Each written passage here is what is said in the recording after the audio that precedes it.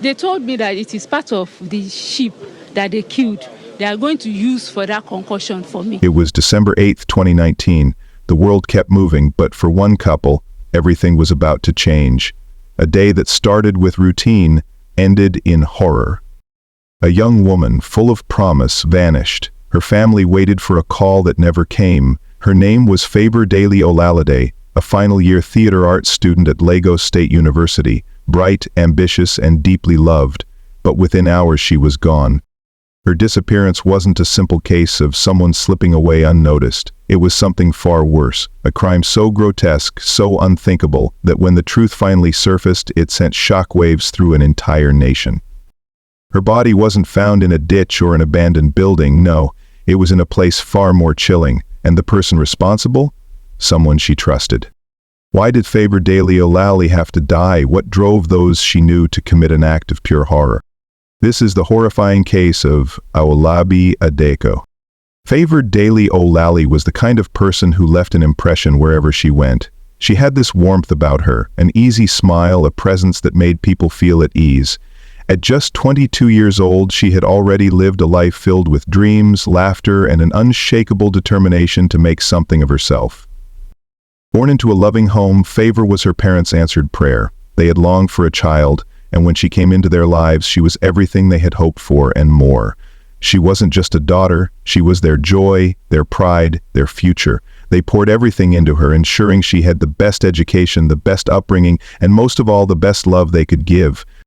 Growing up, Faber had always been creative. Even as a child, she loved performing, singing in the choir, acting in school plays, dancing in front of the mirror in her bedroom. She had a gift for storytelling, for making people laugh and feel things deeply.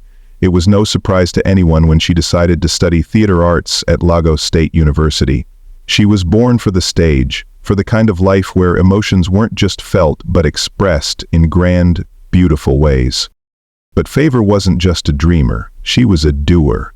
She worked hard, balancing her studies with side gigs to support herself. She wasn't the type to depend on her parents for everything. She wanted to build something on her own, whether it was selling small items on campus, tutoring younger students, or taking up part-time acting roles. She found ways to make her own money. She was independent, driven, and full of life. Her friends adored her. They would often say that Faber was the glue that held everyone together. She was the one who remembered birthdays, who checked in when someone was going through a hard time. She gave the best advice, sometimes blunt, always honest, but full of love. If you needed someone to hype you up, to remind you that you were capable of more than you believed, Faber was that person. And then there was love. Faber, like any young woman, dreamed of romance. She wasn't desperate for it, but she believed in love. The kind that made you feel safe, seen, cherished. She had been in relationships before, but none had been serious. When she met Owolabi Adeko, he seemed different. He wasn't just some guy trying to impress her with empty words. He listened, he cared. At least, that's what she thought.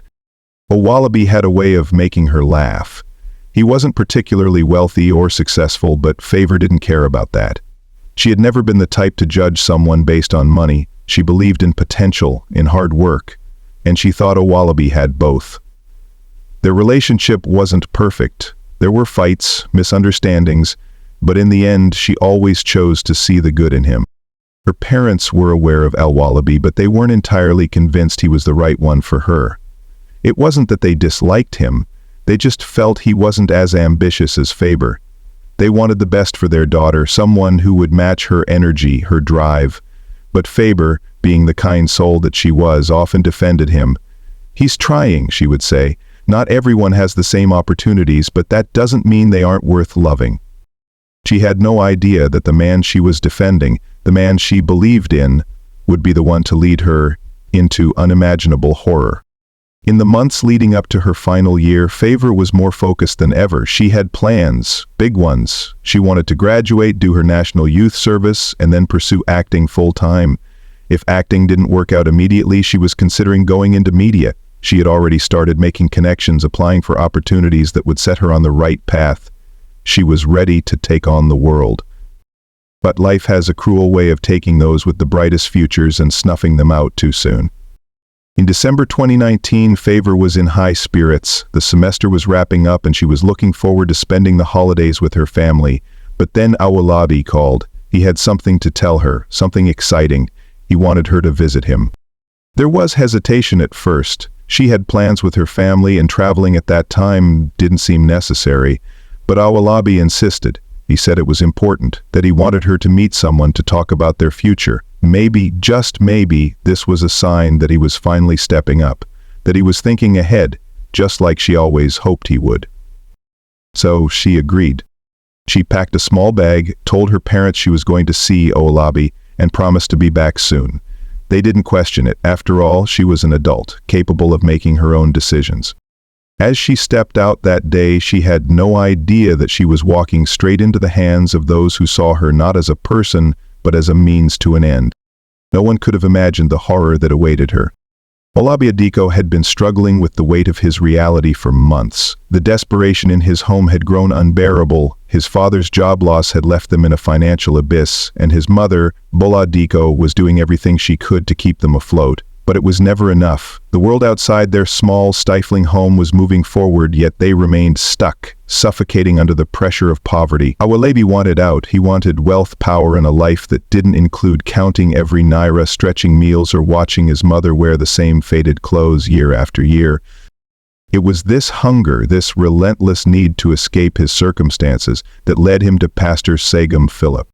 Philip wasn't the kind of pastor one found in a typical church. He wasn't preaching about faith, perseverance, or waiting for God's blessings. His messages were darker, his promises bolder. He claimed to have the answers to life's misfortunes, the kind of answers that required sacrifice.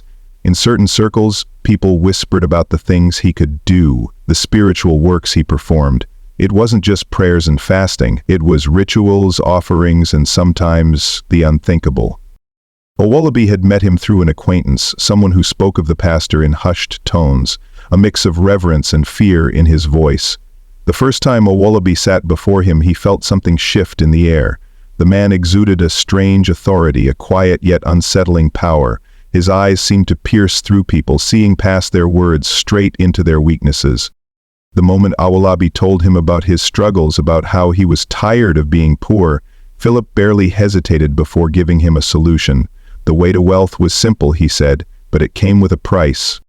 At first, Awolabi thought it would be one of those rituals that required animals, something drastic but manageable. But Philip had something else in mind. To truly unlock wealth, he had said, his voice calm, deliberate, you must give something of great value. Blood is the key, and not just any blood. It must be someone close, someone who trusts you, someone whose energy can be transferred to your destiny. Awolabi felt a chill creep down his spine. He had expected something extreme, but this was madness. And yet, as he sat there, as the weight of his desperation pressed down on him, he listened. Philip spoke of people who had done it before, men who had walked into his shrine with nothing and left with everything, businesses, houses, cars. He painted a picture of a future so vivid, so tempting, that for the first time in a long time, Awolabi allowed himself to believe it could be his. He didn't say yes that day. He left the pastor's house with his mind tangled in turmoil, but the seed had been planted. Days passed, then weeks. The more he thought about it, the more he began to justify it to himself. Favor was brilliant, full of potential, but potential didn't pay the bills. Potential didn't change his reality. And what was her life worth anyway if she couldn't help him? He convinced himself that she would have wanted him to succeed, that if the roles were reversed, maybe she would have done the same. It was a lie, of course, a desperate attempt to silence the voice in his head that told him he was about to do something unspeakable.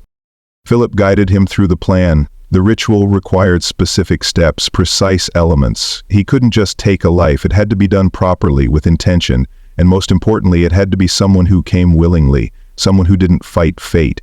That was why Favor was the perfect target. She trusted him. She wouldn't suspect a thing. So he reached out to her. He made the call, his voice laced with excitement, telling her he wanted her to come to Ikoyi Ile. There was someone important she needed to meet. He made it sound like a step forward in their relationship, like something special was waiting for her. And Favor, ever trusting, ever believing in the best of people, said yes. She had no idea that, even as she packed her bag as she told her parents she would be back soon, her fate had already been sealed. When she arrived, Ewalabi greeted her with the same easy charm he always had. There was no tension in his voice, no hint of the horror that was about to unfold. He led her inside where Pastor Philip was waiting. The room was dimly lit, the air thick with something unspoken. There must have been a moment, a fraction of a second, where something inside Faber sensed that something was wrong. Maybe it was the way Ewalabi avoided her eyes, or the eerie calmness in the pastor's demeanor. But by the time the unease fully settled in, it was too late. The doors were closed, the trap was set. Ewalabi had made his choice, and in that moment Faber's life was no longer her own. The moment the door shut behind her, Faber was sealed away from the world she had known. There was no more sunlight, no familiar voices, no escape. She was inside a place where faith had been twisted into something monstrous, where prayers did not seek salvation, but demanded blood. Ewalabi barely met her eyes as Pastor Philip gestured for her to sit. The room was small, almost suffocating, with shelves lined with candles, jars filled with unknown substances, and aged wooden crosses hanging crookedly on the walls. Faber hesitated for only a moment before complying, her instincts whispering something she refused to acknowledge.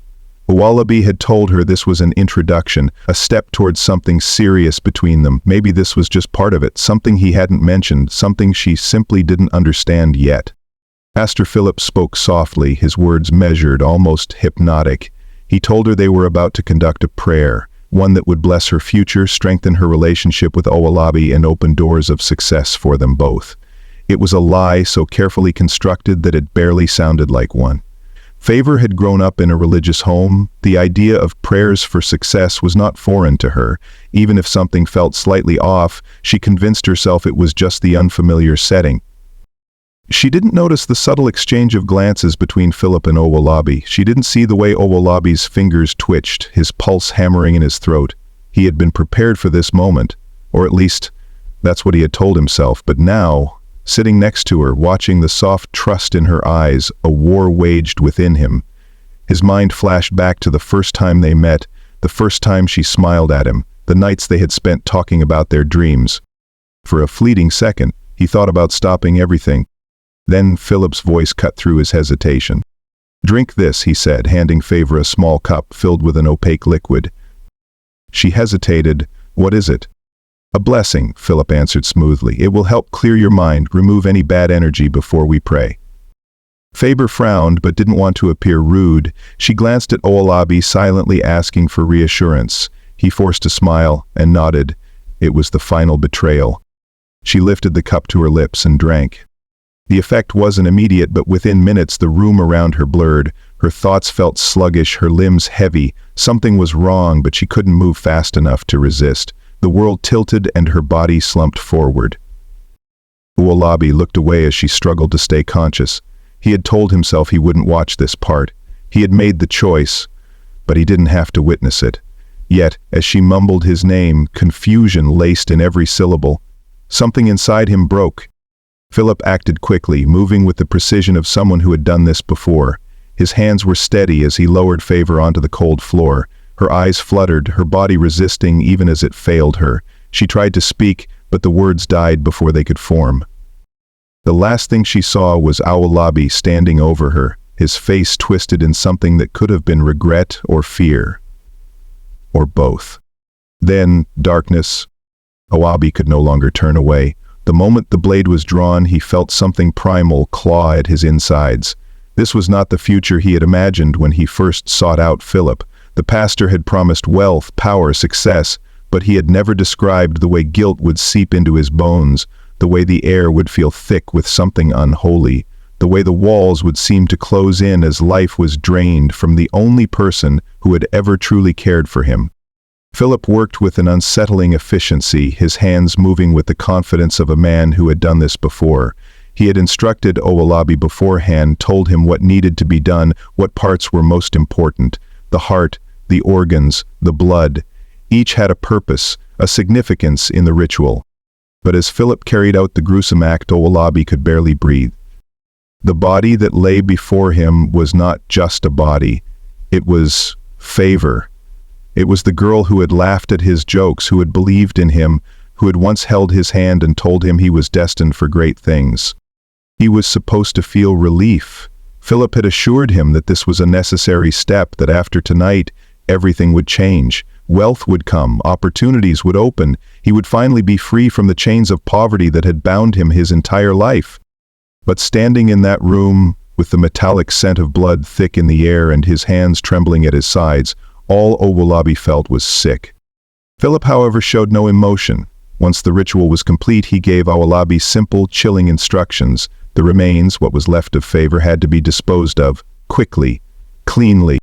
There was an abandoned well on the church grounds, one that had long been forgotten, its depth swallowing anything thrown into it without a trace. Owolabi did not remember walking outside. He did not remember lifting what was left of Favor's body. It was as if he had detached from himself, as if he had become something hollow, moving only because he had no other choice. The well loomed before him, a silent abyss waiting to erase the evidence of what had been done. He hesitated. For the first time that night his mind screamed at him to stop, to undo this, to pull her back, but it was too late. The damage was irreversible. With a final, shaking breath, he let go. The sound of her remains hitting the darkness below was deafening in the silence of the night. Philip placed a hand on Owolabi's shoulder. The touch meant to be reassuring, but it felt like ice against his skin. "It is done," the pastor murmured. But as Owolabi stood there staring into the well, he knew the truth.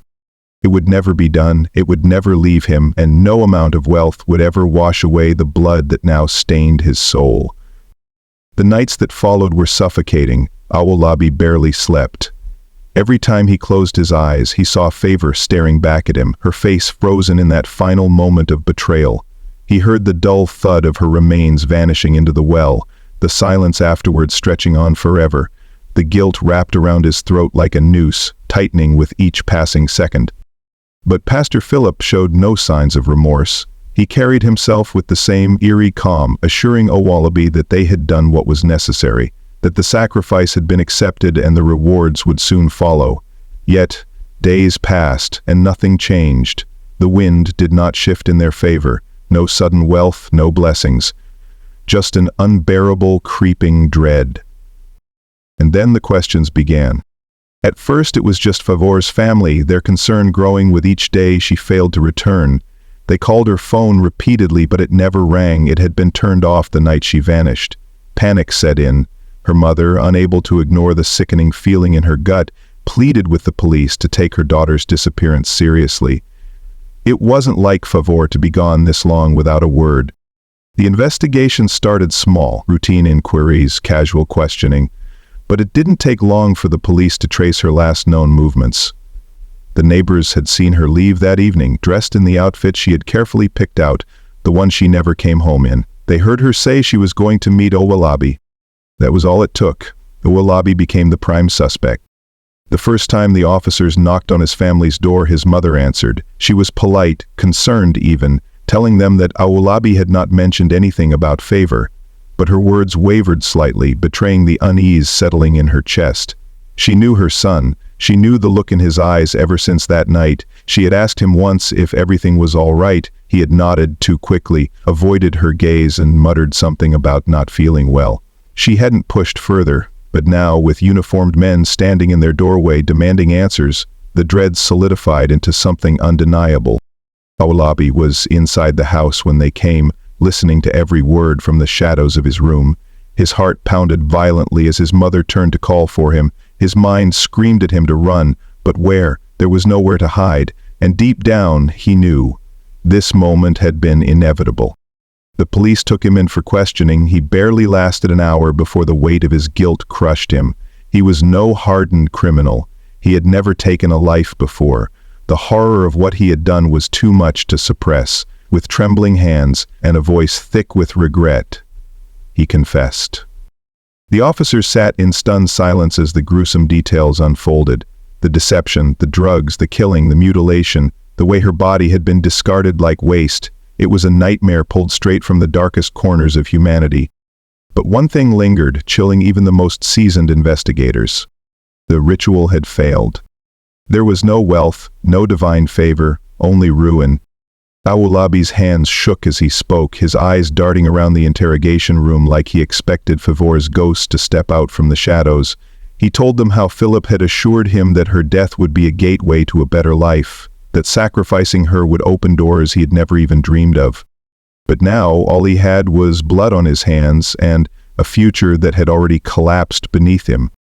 The police wasted no time in tracking down Pastor Philip. They stormed his so-called church in Ikoyi, searching every inch of the space where Favor had taken her last breath.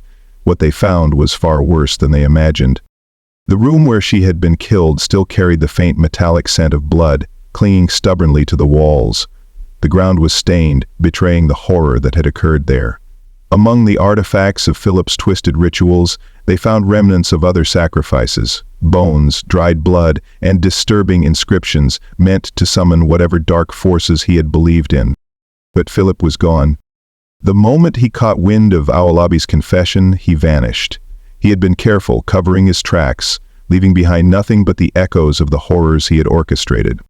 The search for him intensified, spreading beyond the town, reaching further with every passing day. The community was shaken, horrified that such evil had been lurking among them unnoticed. Parents held their children closer, terrified of what else might be lurking in the shadows. Family was inconsolable. Her mother collapsed upon hearing the truth, her cries piercing through the walls of their home. Her father, a man who had always held his emotions tightly within, broke in a way no one had ever seen before. His little girl, his bright, loving daughter, had been taken from him in the most unimaginable way, and for what? Nothing. No wealth had come, no divine reward, only suffering. The trial was inevitable. Awolabi faced the full wrath of the law, his name forever tainted by the monstrous crime he had committed. He barely spoke throughout the proceedings, his once vibrant energy drained into something hollow. The courtroom was filled with people who wanted to see justice served, their faces hardened with anger, disgust, and grief. And yet there was one person missing. Philip, the man who had promised everything, who had guided Awolabi's hands down the path of destruction, was still out there, somewhere in the world, carrying the knowledge of his crimes without shame. The thought haunted everyone involved. If he had done this once, how many others had suffered the same fate? How many more would fall into his trap before he was finally caught? The search for Pastor Philip had stretched into weeks, with law enforcement expanding their reach beyond local borders. His name and face flooded the news, painting him as a man who had built a kingdom on deception, luring in the desperate and the gullible with promises of wealth that never came. His arrest was inevitable, but the manner in which he was found only added another layer of horror to an already monstrous case. He was caught in a remote village, deep in hiding, surrounded by a small group of followers who still believed in him. He had been planning his next move, possibly another sacrifice, another ritual to try and undo his failures, but before he could disappear again, the police stormed in. When they dragged him to the station, he showed no fear, no remorse. In fact, he spoke freely, almost with amusement, as if everything that had happened was nothing more than an unfortunate miscalculation. He admitted to the murder, admitted to deceiving Awolabi, and even acknowledged that the ritual had failed. "It was not my fault," he said, his voice disturbingly calm. "The spirits did not accept the sacrifice." Those words sent a chill down the spines of the officers in the room. He had reduced a young girl's life to a mere transaction, one that simply hadn't gone through. But as confident as he seemed, the weight of justice had already begun to crush him. The arrests of Awolabi, his mother, Bola Adiko, and Pastor Philip triggered an outrage unlike anything the country had seen in years. This wasn't just about one crime, it was about the darkness that lurked beneath the surface of society, the desperation that made people believe in shortcuts to wealth, the religious manipulation that allowed predators like Philip to thrive. As the trial loomed, the case drew national attention. News outlets covered every update, and legal experts weighed in on the severity of the charges. The courtroom was packed when the trial finally began, with people eager to witness justice unfold. Leading the prosecution was the formidable Rotimi Jacobs, a senior advocate of Nigeria, SAN, known for his relentless pursuit of justice. He was a man with a reputation for dismantling even the most complex cases, and he approached this one with the full force of his expertise. Baber's parents sat in the front row, their eyes heavy with grief. They had spent months trapped in the nightmare of losing their daughter, of knowing that her final moments were spent in the hands of those who saw her as nothing more than a means to an end. The courtroom was silent as Rotimi Jacobs stood, his voice measured yet powerful. "This is not just about one girl," he said. "This is about every young woman who walks through life believing she is safe, only to fall victim to those who see her as disposable. This is about stopping the cycle of greed and bloodshed that has plagued our society for far too long." The evidence was overwhelming. Owolabi's confession, the forensic reports, the testimonies of investigators who had uncovered the remnants of Philip's twisted rituals, it all painted a picture of unimaginable horror. Owolabi, who had once been a bright university student, now sat slumped in his seat, his eyes hollow. His mother, Bola, wept quietly beside him, her hands trembling. And Pastor Philip? He stared ahead, expressionless, as if he had already accepted his fate. Witnesses took the stand one by one, each adding another piece to the damning puzzle. A forensic expert detailed how Favor's remains had been desecrated. A psychologist explained the manipulative tactics used by false prophets like Philip. Even those who had once followed him testified against him, recounting the many times he had spoken about wealth through sacrifice. When it was time for Favor's father to speak, the room held its breath. "I will never hear my daughter's voice again," he said, his voice breaking. "I will never see her smile. And for what? For nothing. My little girl was taken from me for nothing." It was one of the most heartbreaking moments of the trial. Even those who had come simply to watch found themselves wiping away tears. The defense tried to argue that Owolabi had been manipulated, that Bola had been blinded by desperation, that Philip had simply been misguided, but the prosecution tore through every excuse. They had a choice, Rotimi Jacobs thundered. They all had a choice, and they chose murder. In the end, the verdict was as expected. Guilty. Owolabi was sentenced to death, his mother Bola was sentenced to life in prison for her role in the crime, and Pastor Philip, the architect of the nightmare, received the harshest penalty possible under the law. There was no celebration, no sense of victory, because no matter how severe the punishment, Favor was still gone. Her family remained broken, her absence a wound that would never heal, but at the very least justice had been served. As the years passed, the case remained a grim reminder of the dangers of blind faith and the desperate pursuit of wealth at any cost. Parents used it as a cautionary tale, warning their children about the evils that lurked in the world. And yet, even as one story ended, another began. Because somewhere, in some corner of the world, another false prophet was waiting, another desperate soul was listening, another tragedy was brewing. The cycle was never truly broken. If you believe that innocent lives should never be taken in the name of greed, subscribe to this channel. Only those who think human life is worthless won't.